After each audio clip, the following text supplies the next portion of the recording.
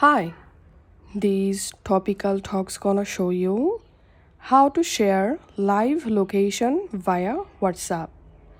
So if you're in a WhatsApp conversation and now you want to send your live or current location in the conversation, here's how to do it. First of all, go to the conversation and tap on this little paper clip icon, and here tap on location,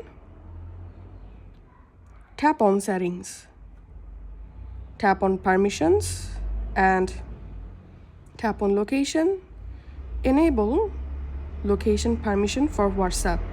Then go back to your WhatsApp again. And now to share your live location, just tap on share live location. Continue. And now select share live location for, you can select 15 minutes, 1 hour or 8 hour. And you can add here a comment and just tap on send. And this is how we can share our live location in WhatsApp.